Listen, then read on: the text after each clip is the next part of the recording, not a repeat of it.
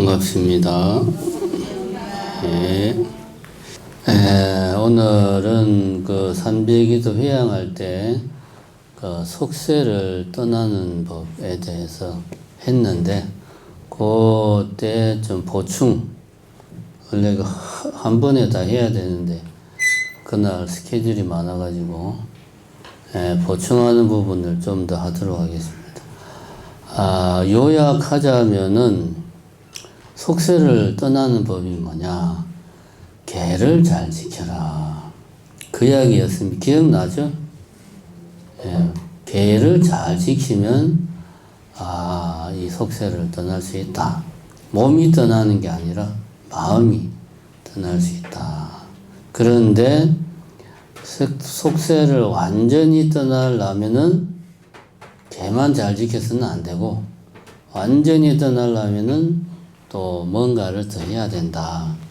그리고 이제 부처님 이야기하시기를, 이 욕망과 쾌락은 고통과 불행이다라는 것을 바로 알아서 욕망에 대한 집착, 쾌락에 대한 집착을 없애는 수행을 하면 마음이 맑고 깨끗해진다.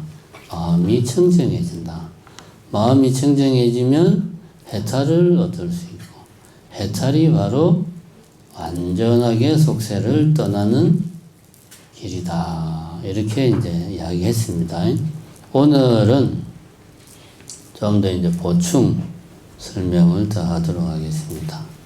욕망과 쾌락은 결국은 고통과 불행이다 하는 이야기를 부처님은 포타리아 장자와 했던 그 경전에서 8가지 비유를 들어서 설명을 하고 있습니다.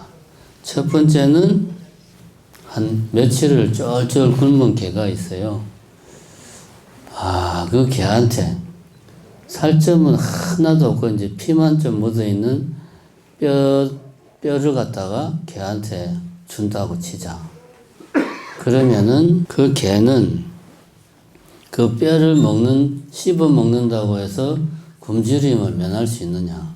굶주림을 전혀 면할 수 없죠. 굶주림을 면할 수 없을 뿐만 아니라 오히려 더 고달픔만 더하다 이거지. 그렇지. 아예 그냥 뼈다구가 없을 때보다 뼈를 계속 씹고 빨고 해봐야 먹을 게 없으니까 오히려 흙이만 더 지는 거죠. 첫 번째는 이런 비유를 들었습니다. 여기서 이제 굶주린 개는 우리들 자신이죠. 굶주린 개가 살점 하나 없는 뼈다구를 먹는 모습, 이 마치 우리 중생들이 욕망과 쾌락을 쫓는 것이 이것과 다르지 않다 라고 이야기를 하고 있습니다. 이건 우리가 살다 보면 욕망이라고 하는 게 채우려고 하면 할수록 계속 더 많이 원하고 더 많이 갈구하는 게 욕망이다. 그래서 이런 비유를 들었습니다. 그 다음에 두 번째가 이제 고기 덩이를 물고 가는 새 이야기를 합니다. 새가 고기 덩어리를 물고 날아가는데 독수리가 그걸 발견하고 쫓아가가지고 그 고기 덩어리를 뺏으려고 이제 독수리가 쫓아가는 거죠.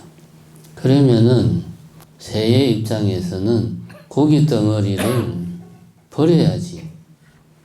자기가 최소한 죽지는 않는다 이거지. 아니면 독수리의 공격을 받아가지고 고기 덩어리 때문에 독수리의 공격을 받아가지고 큰 상처를 입거나 아니면 죽거나 그럴 수 있다. 이런 비유를 두 번째 들었습니다. 이 비유에서는 고기 덩이를 물고 가는 새가 우리들이고 고기 덩어리가 욕망과 쾌락이겠지.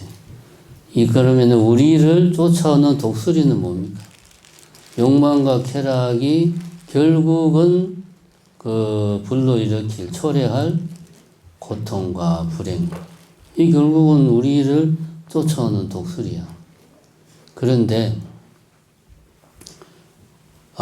우리 이 새는 뒤통수에 눈이 없단 말이에요. 그 뒤에서 독수리가 쫓아오는지 몰라. 알기는 알지만 보지는 못하죠. 소리를 듣는다거나 정황상 아까 독수리 같은 거는 또 봤는데라든가 내가 이렇게 맛있는 고기 덩어리를 물고 가면 분명히 독수리가 뺏으려고 할 거야. 뭐 이런 생각들을 하겠죠. 모르진 않지만 중요한 건 뭐냐? 뒤에 눈이 없으니까 보지를 못하는 거예요.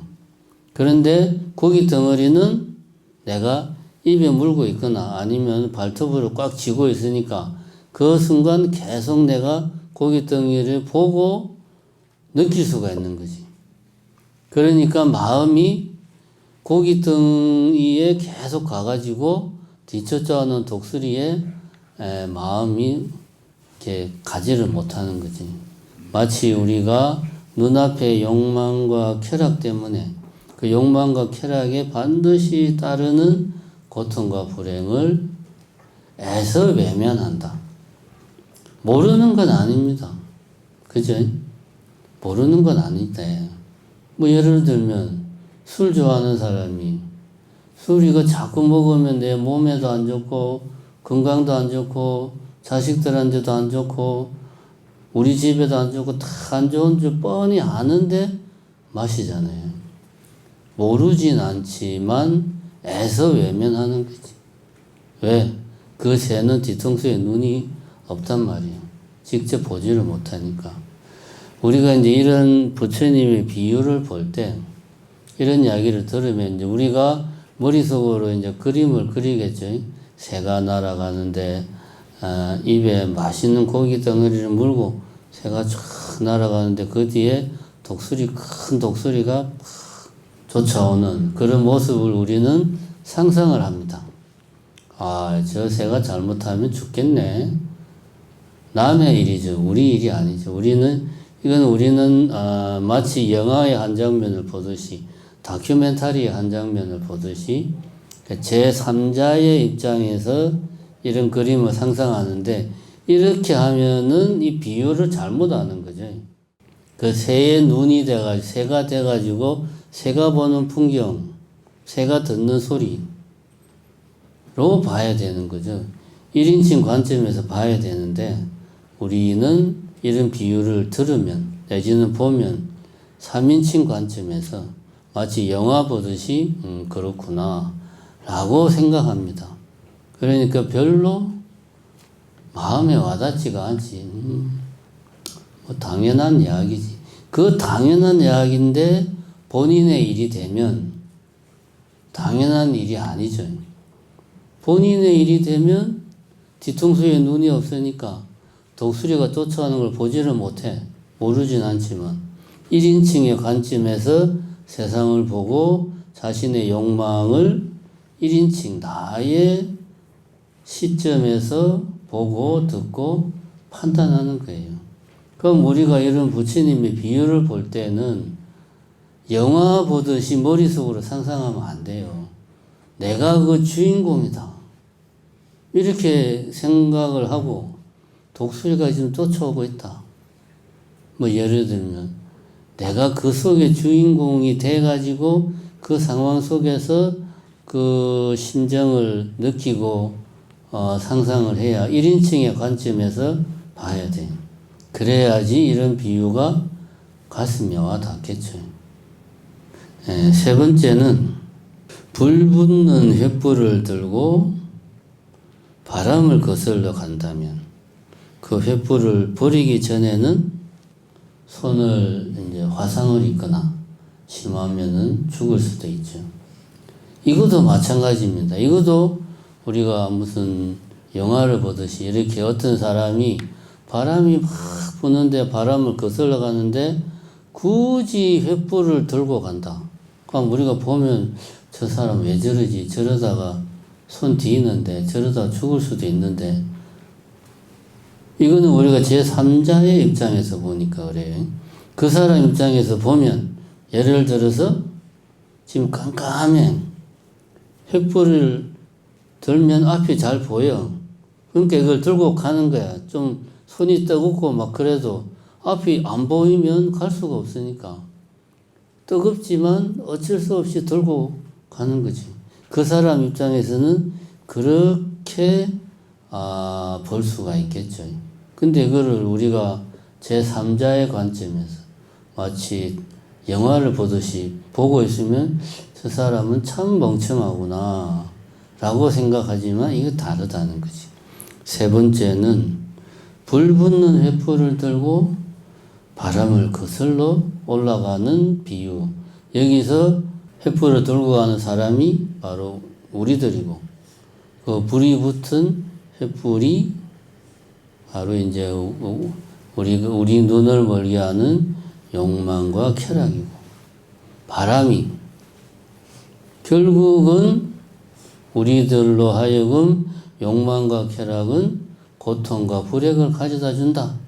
바람이 그거를 상징하죠. 바람이 안 불면 밝고 좋잖아요. 근데 바람이 꼭 내 쪽으로 부는 거야. 바람이라는 놈이. 그러니까 우리가 이런 비유를 볼 때 이런 식으로 생각을 해요. 아니면은 그냥 뭐 재밌는 이야기밖에 안 됩니다. 네 번째 비유는 뭐냐. 그 사람의 키만큼 깊은 구덩이에 이글거리는 장작불을 넣고 힘이 센 두 사내가 다른 한 사람을 잡아 넣으려고 한다면 그 사람은 몸을 뒤틀며 아무리 물러나려 해도 끝내는 그 구덩이에 떨어져 죽게 될 것이다. 사람 키보다 깊은 구덩이가 있는데 구덩이 안에는 지금 장작불이 타고 있어요. 근데 덩치가 엄청나게 좋은 사내 두 명이 한 사람을 붙잡아서 그 구덩이 안으로 집어넣으려고 하는 거예요. 그러면 이 사람은 아무리 발버둥을 쳐도 벗어나지를 못하고 구덩이에 빠져서 결국은 죽겠지. 우리 중생이 그렇다. 우리 중생들이 보면은 욕망과 쾌락이라고 하는 힘센 그런 사내한테 붙들리면 결국은 장작불이 타고 있는 구덩이에 빠져 죽는다 이거지. 다섯 번째 비유는 또 향락은 꿈과 같아서 깨어보면 아무것도 없는 것이다. 허망하다는 거지. 쾌락이라고 하는 것은 즐길 때는 좋은데 끝나고 나면 아무것도 없는 게 마치 꿈과 같다. 여섯 번째는 무서운 독사를 만나서 손을 내밀면서 손을 물어라 물어라 하는 사람이 있다고 치자. 우리는 이런 사람을 보고 저 사람 참 멍청한 사람이구나. 저 독사한테 물리면 죽는데 그 독사한테 손을 내밀고 물어라 물어라 하면 나를 죽여주세요 죽여주세요 하는 거 똑같은 거죠. 마치 우리 중생들이 욕망과 쾌락이 눈이 멀어서 욕망과 쾌락에 쫓아가는 게 이런 모습이다. 독사한테 손을 내밀고 물어라 물어라 하는 거하고 똑같다는 거지. 우리가 그런 사람이고 그 독사는 바로 욕망과 쾌락인데 얘가 물면 우리가 죽는데 그것도 모르고 손을 계속 독사한테 내미는 거지. 이게 우리 중생들의 모습이다. 그 다음에 참 이런 거 보면 부처님이 본문을 정말 잘하는 분이 어떻게 이렇게 비유를 갖다가 8가지나 생각을 했을까요? 7번째는 남의 돈을 함부로 빌렸으면 이렇게 사채를 끌어당기면 드디어는 빚쟁이한테 붙잡혀서 험한 일을 당하게 될 것이다. 이거는 뭐 우리가 잘 아는 거지. 당장은 사채라도 돈이 있으면 그 돈으로 이런저런 것들을 할 수 있으니까 좋은데 결국은 그 빚 때문에 인생이 고달파지는 거죠. 욕망과 쾌락은 사채와도 같다. 여기 어떻게 보면 우리 현대인들한테 맞는 비유 같네. 그지? 우리는 사체가 얼마나 무서운지 잘 알잖아요. 뭐, 당하신 분들도 뭐, 없지는 않겠지만은, 들어서, 뭐, 하여튼, 사체는 쓰면 안 된다. 뭐 하는 걸 알고 있어요. 욕망과 쾌락은 사체와 같다. 빌리려고 생각도 하지 말고, 빌리지도 말고, 근처에 가지도 말아야지. 그지? 욕망과 쾌락은 그런 거다. 마지막으로, 나무 열매가 익은 것을 보고 한 사람이 올라가서 따먹고 있을 때 다른 사람이 와가지고 도끼로 나무 밑동을 베어서 넘기면은 나무 위의 사람은 얼른 내려오기 전에는 손발이 부러지거나 심하면 죽을 수도 있다. 그러니까 어떤 사람이 맛있는 열매가 열린 나무 위에 올라가서 막 따먹고 있는데 다른 사람이 와가지고 그 나무를 밑에서 도끼로 베어버리는 거예요. 그러면 어떻게 해야 됩니까? 빨리 내려와야 되겠죠. 그래야 살죠. 근데 나무 열매가 맛있다고 거기서 계속 먹고 있으면 떨어져가지고 부러지거나 사망이지. 최소 다리 부러지거나 심하면 사망. 그런데 그걸 계속 안 내려오고 나무 열매를 먹고 있으면 먹고 있는 것이 우리 중생들의 모습이다. 우리 중생은 나무 위에 올라간 사람이 우리고 그 맛있는 열매가 욕망과 쾌락이고 근데 이 나무가 지금 밑에서 누군가가 막 도끼질 해가지고 막 넘어지고 있어. 이것이 우리들 앞에 닥쳐 있는 고통과 불행이라는 거지. 이런 모든 비유들을 참 재밌는 비유다. 참 비유를 잘 만들었구나. 이렇게 생각하고 끝나버리면 아무 소용이 없습니다. 그러니까 이 영화 보듯이 드라마 보듯이 이런 비유를 생각하면 남의 일처럼 담담하게 제3자의 입장에서 보니까 도움이 안 됩니다. 내가 그 비유 속의 주인공이 돼가지고 상상을 해야 돼요. 1인칭의 관점. 왜냐? 우리 인생은 1인칭이거든. 제 말이 맞죠? 인생은 3인칭이 아니에요. 1인칭입니다.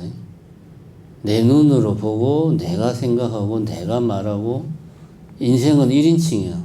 이런 비유를 볼 때도 1인칭으로 봐야 돼. 여기에서 또 우리는 반대로도 생각할 수 있어요. 결국 우리 인생이 번뇌로 가득 찬 이유가 뭐냐? 1인칭으로 보고 듣고 생각하니까 그래요. 내가 생각하고 내가 보고 그러니까 내가 괴로운 거예요. 내 일을 좀 멀찌감치 떨어져서 제3자의 관점에서 보면 오히려 우리는 번뇌를 지나가는 것으로 받아들일 수 있다. 이렇게도 우리가 생각할 수 있습니다. 부처님은 이렇게 그 욕망과 쾌락을 쫓는 우리 중생들을 이렇게 8가지로 비유를 했습니다. 그 다음에 이 속세를 떠나는 법은 개를 지키면 속세를 떠날 수가 있다. 몸이 아니라 마음이 이야기를 했는데 완전히 떠나려면은 욕망과 쾌락은 고통과 불행이다 라는 것을 있는 그대로 정확하게 알아서 욕심과 쾌락에 대한 집착을 버리는 수행을 해서 마음이 맑고 깨끗한 상태가 돼야 된다. 한문으로 말해서 청정심을 얻어야 된다. 그런 이야기를 했습니다. 이 청정심의 반대가 뭐냐? 청정심, 맑고 깨끗한 마음의 반대가 뭐예요? 반대가 뭘까? 이것만 우리가 제대로 알아도 인생을 행복하게 살 수가 있어요. 삼재해양하는 날 그런 비유를 들었습니다. 거울 이야기를 했죠.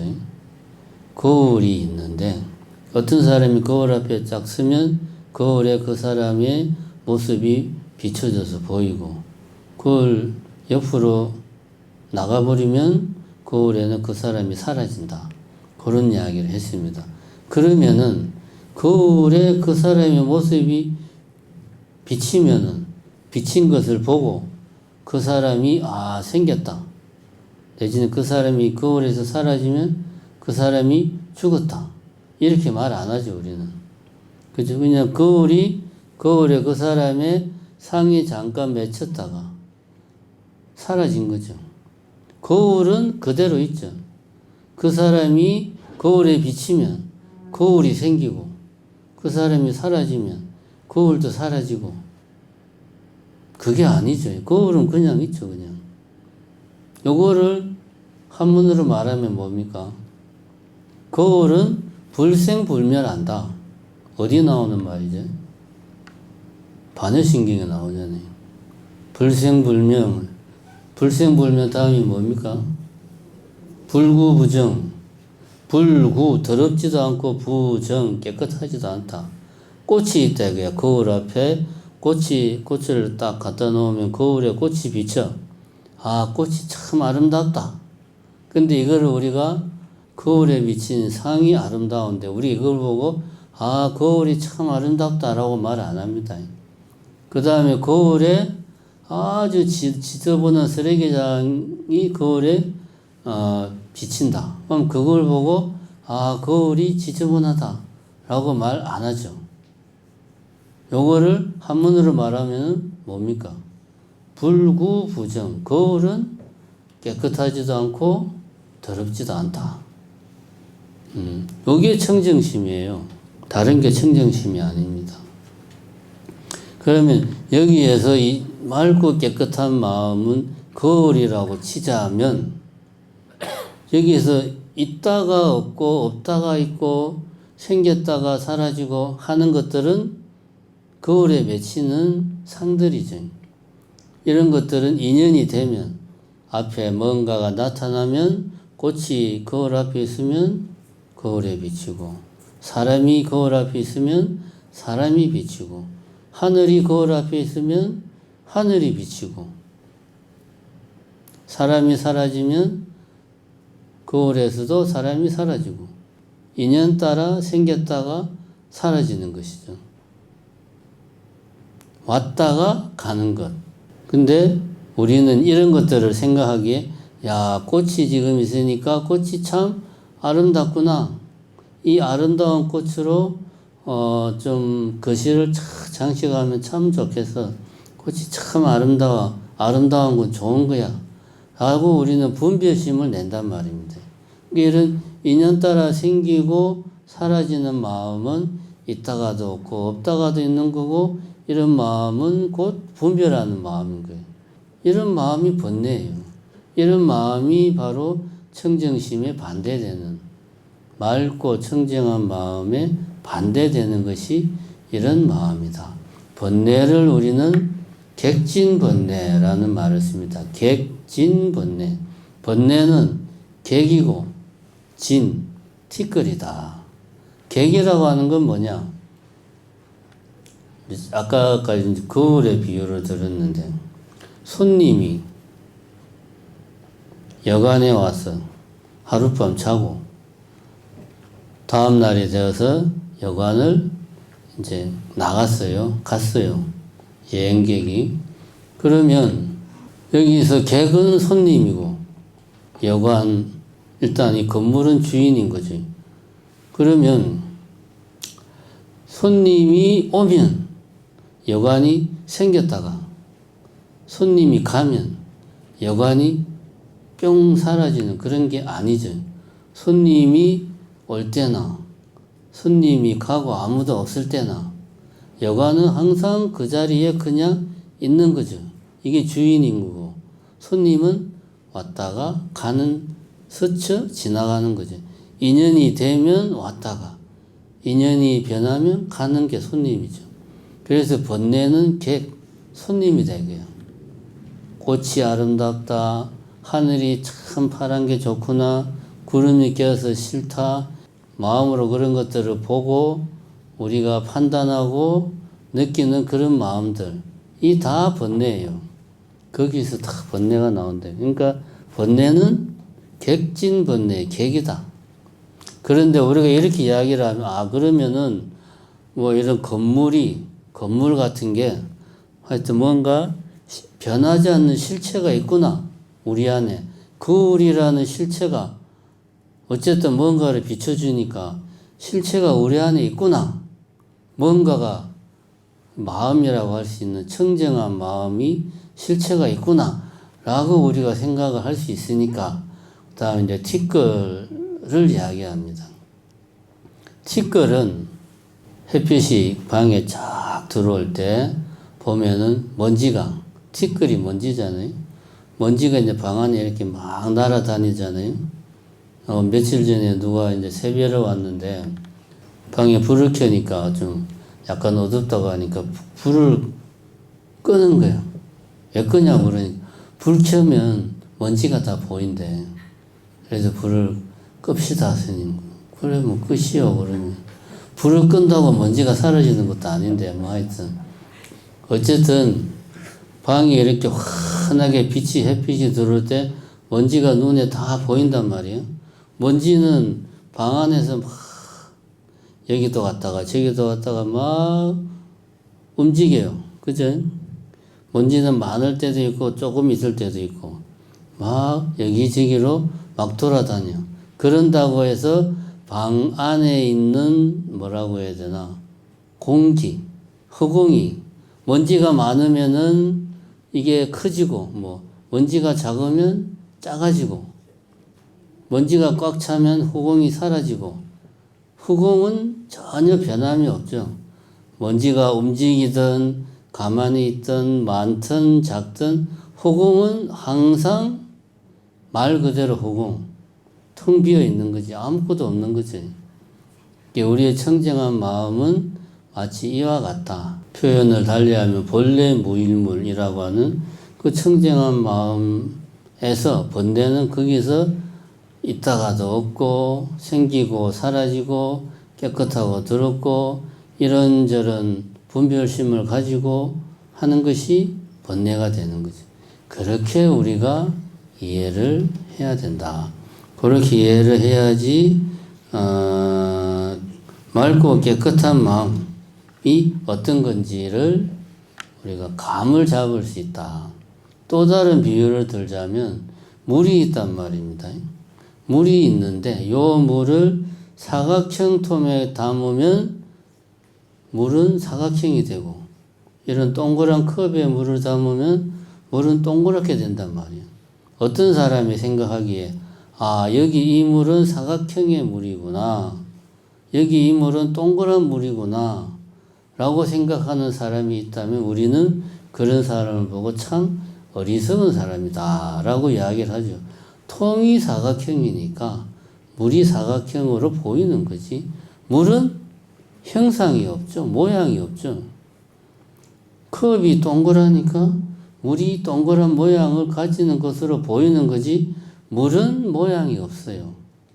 번뇌라고 하는 것은 사각형일 때도 있고 동그란 모양일 때도 있고 그렇지만 우리 청정한 마음은 자기 정해진 모양이 없는 거야. 그러니까 거기는 뭐 이런 뭐 분노하는 마음, 질투하는 마음, 행복해하는 마음, 온갖 마음들이 그 안에서 막 노는 거예요. 구별을 안 하니까.